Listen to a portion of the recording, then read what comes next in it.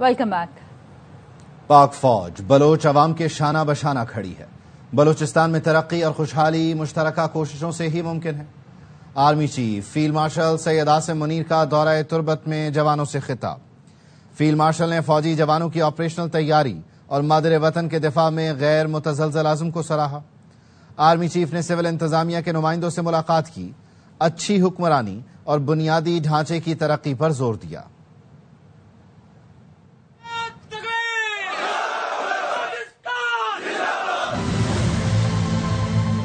Pakistan army Balochistan کے عوام کے شانہ بشانہ کھڑی ہے۔ بلوچستان کے عوام کی ترقی اور خوشحالی مشترکہ کوششوں سے ہی ممکن ہے۔ Army chief field marshal Syed Asim Munir نے واضح کر دیا۔ ISPR کے مطابق army chief field marshal Syed Asim Munir نے ضلع تربت کا دورہ کیا۔ فوجی جوانوں سے خطاب میں فیلڈ مارشل نے ان کے بلند حوصلے، آپریشنل تیاری اور مادر وطن کے دفاع میں غیر متزلزل عزم کو سراہا۔ آرمی چیف نے کہا، مشکل حالات کے باوجود فوجی جوانوں نے خطے میں امن و استحکام قائم رکھنے میں مرکزی کردار ادا کیا۔ آرمی چیف کا کہنا تھا، خطے میں امن اور پائیدار ترقی کے لیے ہر ممکن تعاون جاری رکھا جائے گا۔ فیلڈ مارشل نے سول انتظامیہ کے نمائندوں سے بات چیت کے دوران اچھی حکمرانی، بنیادی ڈھانچے کی ترقی اور عوامی شمولیت پر مبنی پالیسیوں کی ضرورت پر زور دیا۔ تربت آمد پر کور کمانڈر بلوچستان نے آرمی چیف کا استقبال کیا۔ کراچی سے بھارتی خفیہ ایجنسی را کا بڑا نیٹ ورک پکڑا گیا۔ بدین میں شہری عبد الرحمان کے قتل میں بھارتی خفیہ ایجنسی را ملوث نکلی۔ را نے دہشت گردی اور ٹارگٹ کلنگ کی وارداتوں کے لیے کروڑوں روپے دیے۔ مزید جانتے نذیر شاہ کی اس رپورٹ میں۔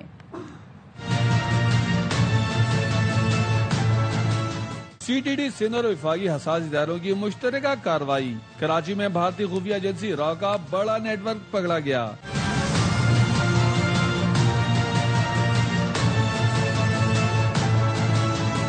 بدین میں 18 مئی کو شہری عبد الرحمان کے قتل میں ملوث 4 ملزمان کو گرفتار کیا گیا، جن کے را سے رابطوں کے شواہد ملے۔ ایڈیشنل IG CTD آزاد خان کا پریس کانفرنس میں کہنا تھا کہ را کے ہینڈلر سنجے اور فوجی نے بیرون ملک سے بیٹھ کر شہری کو قتل کروایا۔ 6 لوگ گرفتار ہیں، جن میں سے 4 لوگ وہ ہیں، 3 موقع پہ موجود تھے، ایک حیدرآباد میں تھا، جو ساتھ ان کے تھا وہ فرار ہو گیا۔ ایڈیشنل IG CTD کے مطابق ملزمان کو حیدرآباد میں سہولت کاری فراہم کرنے والوں کو بھی گرفتار کر لیا گیا۔ 2 لوگ وہ ہیں کہ جنہوں نے فنڈنگ کا بندوبست کیا۔ پولیس حکام کے مطابق کراچی اور دیگر شہروں میں بم دھماکوں اور دہشت گردی میں را کے ملوث ہونے کے شواہد بھی سامنے آ گئے۔ CTD سندھ اور وفاقی حساس ادارے کی جانب سے مشترکہ کارروائی کرتے ہوئے ایک مرتبہ پھر بھارتی دہشت گردی کو بے نقاب کر دیا گیا، جس کے بعد اب اس معاملے کو بین الاقوامی سطح پر بھی اٹھائے جانے کا امکان ہے۔ کیمرامین محمد حنیف کے ساتھ نذیر شاہ، ARY نیوز کراچی۔ پاکستان کے ہاتھوں شرمناک شکست کے بعد بھی مودی سرکار کی ڈھٹائی برقرار۔ بھارتی وزیر خارجہ کہتے ہیں کہ پاکستان سے تعلقات میں کسی تیسرے فریق کی ثالثی قبول نہیں۔ ٹی وی انٹرویو میں جے شنکر نے کہا، 50 برس سے زائد سے بھارت میں قومی اتفاق رائے ہے کہ پاک بھارت تعلقات میں تیسرے فریق کی ثالثی قبول نہیں۔ There's a national consensus in this country that we do not accept mediation in our relations with Pakistan. This government is very clear. We've not had a US president who's conducted foreign policy as publicly as the current one. That itself is a departure. That's not limited to India. President Trump's way of dealing with the world, even dealing with his own country, is a very major departure from the traditional orthodox manner of doing so. نائب وزیر اعظم اسحاق ڈار کا دورہ بنگلہ دیش۔ ڈھاکہ میں Pakistani high commission میں نائب وزیر اعظم سے نیشنل سٹیزن پارٹی کے وفد نے ملاقات کی۔ وفد کی قیادت سیکرٹری اختر حسین کر رہے ہیں۔ مزید جانتے ہیں شعیب نظامی سے۔ شعیب بتائیے گا۔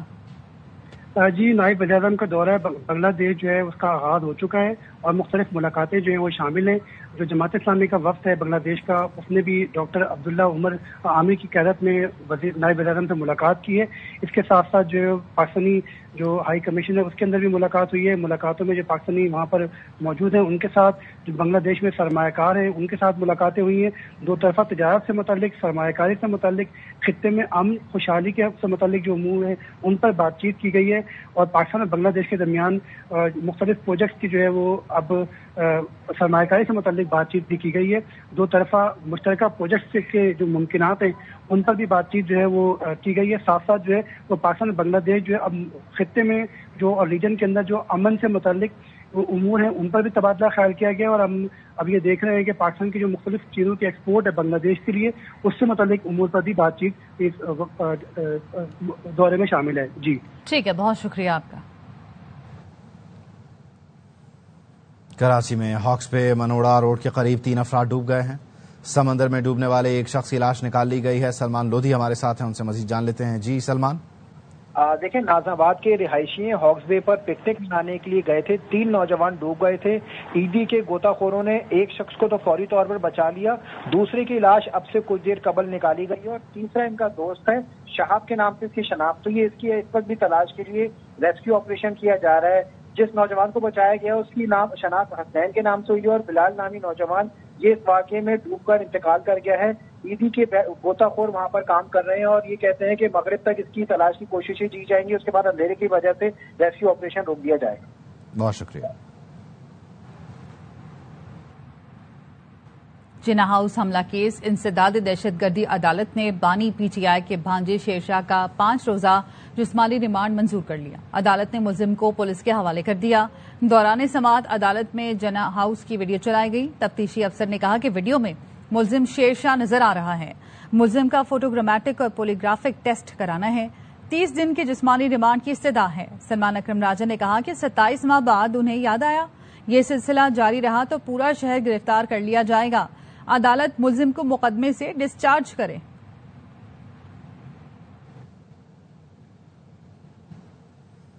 بانی پی ٹی آئی کے دونوں بھانجوں کی گرفتاری کی تفصیل سامنے آ گئی. سیکیورٹی ذرائع نے بتایا شیر شاہ اور شاہریز خان 9 مئی کے ملزم ہیں.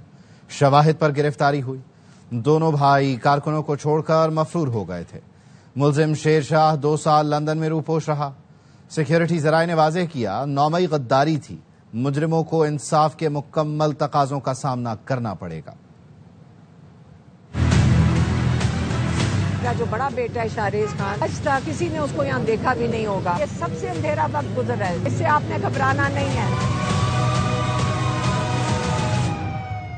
سیکیورٹی ذرائع نے بتایا جناح ہاؤس حملے کے مفرور ایک اور مرکزی ملزم شیرشاہ خان کو گرفتار کیا گیا. حملے کے وقت ملزم شیرشاہ سزا یافتہ مجرم حسان نیازی کے ساتھ تھا. شیرشاہ پہلے روپوش رہا اور پھر لندن فرار ہو گیا تھا. سیکیورٹی ذرائع کا کہنا ہے کہ شیرشاہ کئی ماہ تک پروپیگنڈے کی آڑ میں چھپا رہا.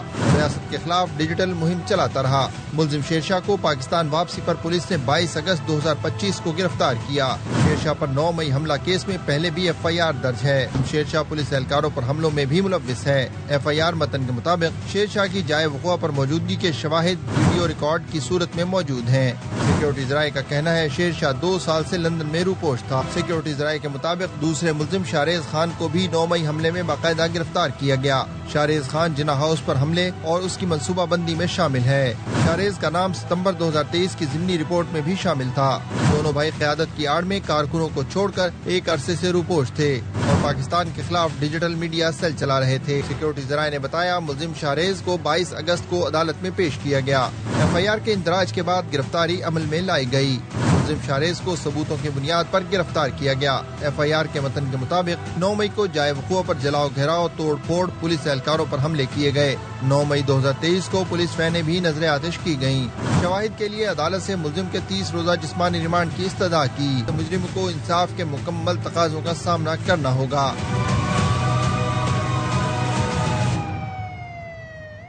بانی پی ٹی آئی کی بہن علیمہ خانم کہتی ہیں ان کے دونوں بیٹے پولیس کی حراست میں ہیں.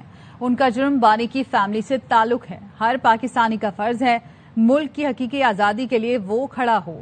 بانی کے ساتھ کھڑے ہو کر ہم اپنا حصہ ڈال سکتے ہیں کیونکہ وہ پاکستان کے لیے کھڑے ہیں. اور شاہریز اس وقت دونوں پولیس کی کسٹڈی میں ہیں. ان کا جرم یہ ہے کہ وہ عمران خان کی فیملی ہیں. ہم پریشر میں نہیں آ رہے. یہ ایک جدوجہد ہے. فرض بنتا ہے ہر پاکستانی پہ کہ اپنے ملک کے لیے اس کی حقیقی آزادی کے لیے اپنا حصہ ڈالے. اور ہم اپنا حصہ ڈال سکتے ہیں عمران خان کے ساتھ کھڑے ہو کے کیونکہ وہ پاکستان کے لیے کھڑے ہیں. آپ نے جتنی سزائیں سنانی ہے سنا دیں، ہم تیار ہیں. پی ٹی آئی قیادت کہتی تھی بانی ہے تو پاکستان ہے. انہیں گرفتار کیا تو یہ ہماری ریڈ لائن ہے. رانا ثناء اللہ کہتے ہیں 9 مئی کو گھروں کو آگ لگی، حملے ہوئے، سب کی ویڈیو ہے. سبھی پی ٹی آئی کے کارکن تھے. تحریک انصاف کو اس پر ندامت یا معذرت کرنی چاہیے. حکومت کسی کو بائی پاس کرے گی نہ ہی کسی کو کرنے کی اجازت دے گی. جو بات ہوگی سب کے سامنے ہوگی.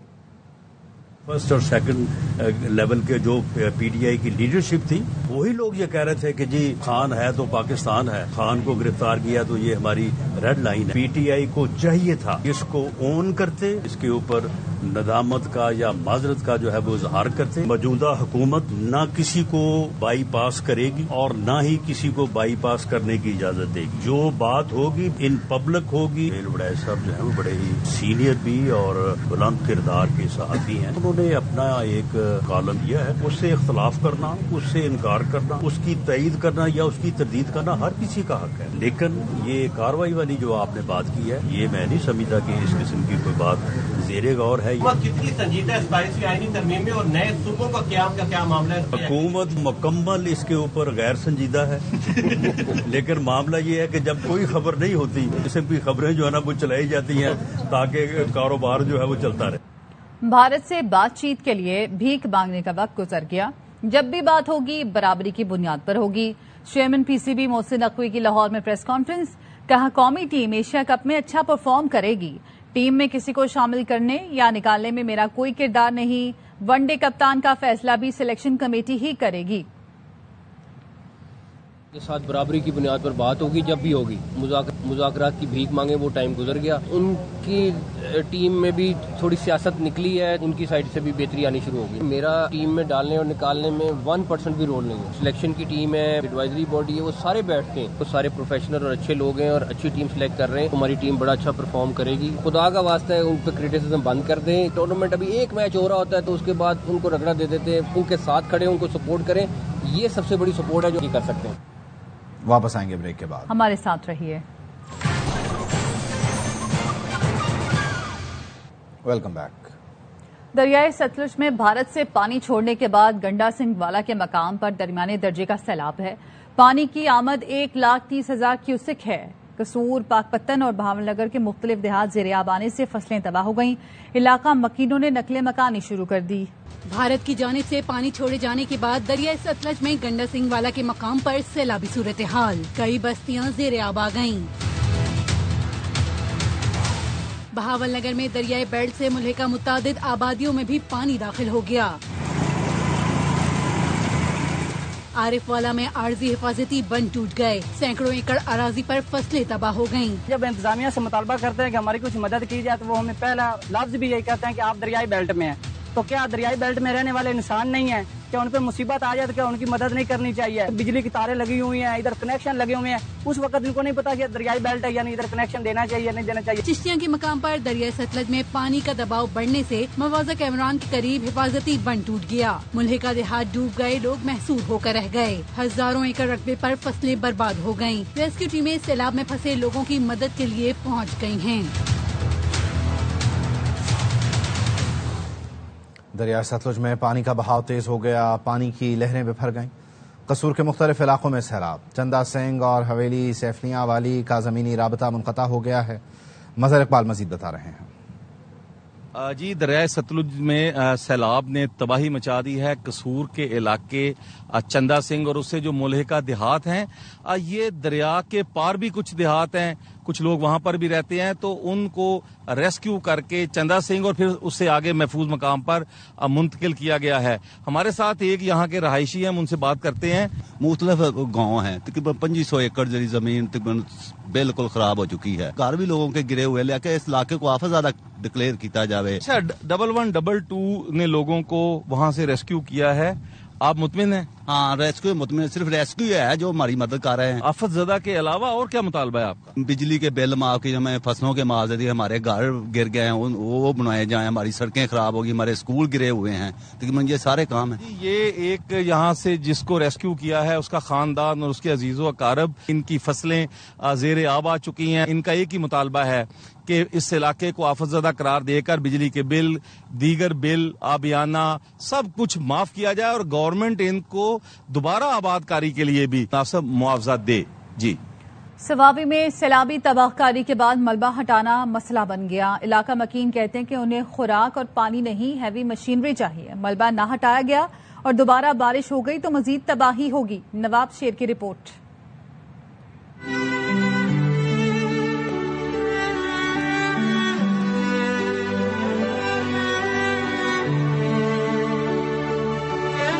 سوابی میں سیلابی ریلے نے تباہی کی کئی داستانیں رقم کر دی۔ بارش کا پانی آیا، تباہی مچا کر گزر گیا اور پیچھے چھوڑ گیا ٹوٹے مکانات، ملبے کے ڈھیر۔ ہمارا دکانیں بھی تباہ ہوا ہے، یہ گھر ہے، کسی کا آدھا گھر گیا ہوا ہے، کسی کا پورا گھر ہوا ہے، کسی کا پورا خاندان تباہ ہو گیا۔ متاثرہ علاقوں میں متعدد گھر مکمل طور پر ملبے تلے دب چکے ہیں۔ یہ مشین گیری چاہیے، ملبے ادھر سے اٹھاوے۔ جب یہ ملبہ نہیں اٹھایا، رات کو پھر بارش آئے گا، نیچے والا گھر سارا ختم ہو جائے گا۔ نیچے تقریباً 15 20 30 گھر ہے، وہ بھی ختم ہو جائے گا۔ یہاں خوراک اور پانی، کھانے اور اس کی چیزوں کی ضرورت نہیں ہے، ہیوی مشینری کی ضرورت ہے۔ علاقے کی فضا سوگوار ہے اور متاثرین گھروں کی بحالی کے منتظر ہے۔ کیمرامین حیات خان کے ساتھ نواب شیر، ARY نیوز، سوابی۔ مینگورا میں طوفانی بارشوں اور سیلاب سے تباہی، جگہ جگہ ملبے کے ڈھیر نظر آ رہے ہیں۔ شہری اپنی مدد آپ کے تحت امدادی کارروائیوں میں مصروف ہیں۔ شہزاد عالم مزید بتا رہے ہیں۔ انتظامیہ منگورا شہر کی گلی کوچوں، سڑکوں اور اس کی صفائی میں ناکام نظر آ رہے اور اس وقت دکھائی دے رہا ہے کہ بنگلہ دیش کا جو علاقہ ہے وہ گندگی کے ڈھیر میں تبدیل ہوگا اور یہاں پر ہر طرف ملبہ ہی ملبہ پڑا ہوا ہے۔ جو مقامی لوگ ہیں وہ تو اپنی مدد آپ کے تحت اپنے گھروں کی صفائی اور اس میں مصروف ہے۔ اس وقت ہمارے ساتھ مقامی افراد موجود ہیں۔ تقریباً 10واں 9واں دن ہے کہ یہ جو سارا ملبہ ادھر پڑا ہے اور انتظامیہ کی طرف سے نہ کوئی مشینری ہے، نہ کوئی بندہ ہے، سب اپنی مدد آپ کے تحت کر رہے ہیں اور کچھ امدادی تنظیمیں جو ہے وہ سوشل تنظیم ہے ان کی مدد کر رہی ہے، مگر حکومت کی جانب سے ابھی تک کچھ بھی ایک بھی قدم نہیں اٹھایا گیا کہ یہ کچرا ادھر سے کون اٹھائے گا، کیونکہ یہ تو مشینری کے بغیر نہیں اٹھایا جا سکتا۔ انتظامیہ اپنی فرائض کی انجام دہی میں مکمل ناکام نظر آ رہی ہے۔ ٹنڈو محمد خان شہر میں کشتیاں چلنے لگی، کئی روز گزرے لیکن بارش کا پانی نہیں نکالا جا سکا۔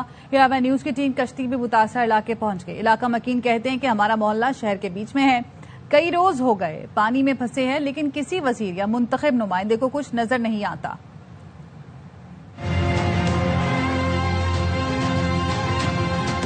شہر کا ٹاؤن جہاں پر منتخب نمائندوں متعلقہ اداروں کی رسائی ابھی تک نہ ہو سکی ہے۔ ARY نیوز کی ٹیم اس علاقے میں پہنچی ہے تو اب یہ جو آپ دیکھ رہے ہیں یہاں کے علاقہ مکین کس طرح اپنی زندگی گزار رہے ہیں۔ گھروں کے سامنے 3 سے 4 فٹ کا پانی جمع ہے۔ ہمارے لیے کھانے پینے کی کچھ بھی نہیں ہے، نہ کچھ ٹینٹ دے یا کھانے پینے کا راشن دے، وہ بھی نہیں دیا۔ 20 سیکشن تھانے کے برابر کٹ لگائے، سارا پانی وہاں سے چینل میں کراس ہو سکتا ہے۔ جمع شدہ پانی سے وبائی امراض پھوٹ پڑے، بچے بوڑھے سب متاثر ہو رہے ہیں۔